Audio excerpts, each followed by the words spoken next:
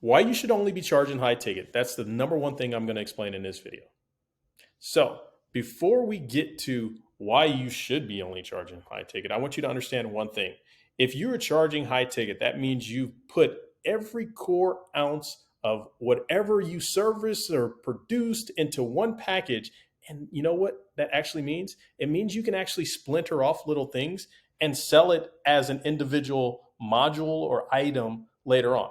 And I'll kind of get into that a little bit later, but I want to kind of explain something with the difference between selling something luxury high ticket versus selling something that's just standard, right? So BMW versus IKEA. I want you to think about this, right? Two car manufacturers in here in the United States and all over the world. But really, BMW has a 2023 model X5 that's selling for $125,000 this year. And Kia they have a top line SUV kind of thing that's their average car, which is going about $52,000. So there's a big gap there. It's about twice as much, right? So we have luxury versus a standard car. In 1973, BMW's slogan was sheer driving machine. Today it's we only make one thing, the ultimate driving machine. Mic drop. I just want you to think about that, right? Think of the expectation that an individual has spending $125,000 on a car. In some places of the country, you can buy a house for that outright, right? So think about that. When it comes to servicing your clients, why is it hard to scale if you're not charging high ticket? Well, here's the reason why. You only have a one-to-one relationship with humans, meaning if you're servicing, right, there's only a couple things that you can do. If you decide to scale, you have to hire more people. It becomes more complex. There's more variables for mistakes. There's more overhead. It typically means if you're not running the business perfectly, you're going to be out of business. The other option is as you scale, you can become less diluted in the service. So think about this. If you have, two clients, it's very easy to manage those two clients. But as you scale up and get 10, 20, 30 more clients, what happens to the first two that you brought on? Their experience is completely different than everybody else. And if you're number 20 on that, your experience as number 20 is probably just as bad as what number 1 and 2 are now, right? So think about that, right? You dilute the experience or the service that you're able to provide to your clients, ultimately leading in churn. Agencies, for example, has some of the highest churns. Quite frankly, that's the only possible outcome that you can have as an agency. Your clients are going to leave you, period. Might be 3 months, might be 3 years. They are going to leave for somebody else, right? It is not a marriage, and they're not staying with you forever. So how do you win at this game, right? Well, think of it from the BMW slogan standpoint. Are you building the ultimate experience, right? The ultimate driving machine, the ultimate whatever kind of machine it is for the clients in your niche? If the question is no, then let's look at a couple things that you can do to possibly get there. Number one, if you're servicing, productize your service. And what do I mean by that? Number one, here we go. If you're a web design company, if you're a funnel, the elusive funnel builder out there, how can you sit there and productize art, right? I'm a creator. I'm creative. I like to build things in terms of what the client's expectations or needs are. Well, let me tell you, you have built probably dozens upon dozens of websites. I know we had as an agency, right? Each one of those websites are not just a one-off product that you've given to a client. They are a framework of what you've done that you feel proud of. Otherwise, you wouldn't have sold it to your client, right? So the question is, outside of the color scheme, an exact match, can you replicate that, right? Productize it, and then give it to somebody else.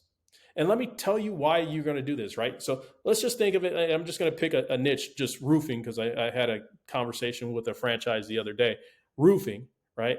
Can you sit there and say, I am going to do all my due diligence on copy, design, everything that you do from a design standpoint for a roofing company, and then go sell other roofers that same design template? Shopify does it. Think about that, right? All the e-commerce brands out there, look at all the templates that they have. Now, people can go out and get custom stuff, but Shopify does it at scale, and they give you orders to plug and play to get up because, number one, you want the client to have an experience of buying a service or buying a product and getting that product very quickly, right? It's the value. It's like, boom, boom. It's like, that's what I want. This is what you get. So it's going to increase the service delivery time for you. And that's going to give you a couple benefits. Number one, it's going to give you, like I said before, the speed of delivery. It's going to increase profits because now you're able to do more. And then the third is you're actually able to take on more clients in the same time frame, right? So think about it like that. Like, how can we build, our service into a framework? If you're a copywriter, same thing, right? You have written copy. There's certain frameworks that lie within that copy. If you were to write copy for real estate, you can plug and play for each one of your clients, right? And it's going to happen over and over again, right? It's going to create more money for you. Number two, the other thing you want to do is be able to create a community, right? Now, community is going to give somebody support. And if you think about it, as entrepreneurs, we all thrive together. We're an odd bunch in itself, right? We're risk takers. We think we can take on the world by ourselves. But guess what? Every once in a while it becomes lonely. And that's why people join masterminds. They go to events. They sign up for different things because they're trying to find a tribe. We all want to be along, right? There's a African proverb that says, if you want to go fast, go alone. But if you want to go far, go together, right? And so think about that. If you can provide a community for your clients, especially if they're in one niche, to sit there and collaborate and say, hey, here's what's working, right? Here's how I'm being profitable. Here's how I'm having success. Like, people love to share ideas and collaborate in that sense. So if you do that, right, it takes the ownership off of you being a service provider trying to build up their business, because that's one of the other issues that you have as a service provider, right? So the last thing I want to kind of bring to light here for you guys is focus on the experience. Now, at the beginning of this video, I kind of mentioned like BMW. There is a very different feeling if you get into a luxury car. Like, for example, I have had BMWs before. So I remember going from a Honda Accord to my first BMW, and the steering wheel just felt different. And then it was like the seat. And then when I turned on the car, the sound, right? And I knew all this from a kid because my father had a BMW when I was younger, but I got to feel it from behind the wheel. And it's a much different experience than driving a Honda Accord or a Kia Sophia or whatever brand, Hyundai Sonata, whatever the car may be, right? You just feel different, right? The experience of that was something that I was like, for me, I can't go back to the other thing. So think about that, right? If you develop an experience for your clients, right, their bar, their expectation has become so much higher, it comes hard to sit there and even leave you, even if somebody else has their ear.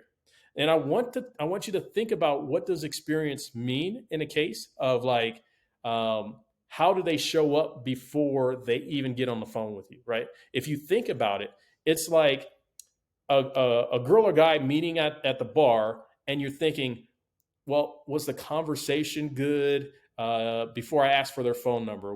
Did I buy them a drink, or do we have, a drink was offered, or a genuine good time? Whatever the case was, like, what was the experience before that individual actually asked me for a follow-up, right? Or asked me to get on a sales call. So think of this in terms of, now your marketing starts all before you actually get on the sales call, right? Starts with your ad copy. Starts with some of the videos you prime them with, right? If they opt in for something, like, what kind of value did you give them before then? In this case right here, look, take this as an example. This is a video I'm just giving to you guys for free. It's value, right? I'm just, as many videos as I can give you guys as value is what I want to do, what I want to establish, right? Because if it makes sense for you, we can then have a conversation on like where the next step of your business goes, right? But everything here is it's just value. It's just my life experience over 20 some years to give you value, right? And so start thinking of your customer's journey in the same way. Like, what kind of value can I give them before they even come into my world, before I even know them, right? And so if you think about it like that, you will get to that place where your clients will start to see you as the ultimate driving machine, in a sense, right?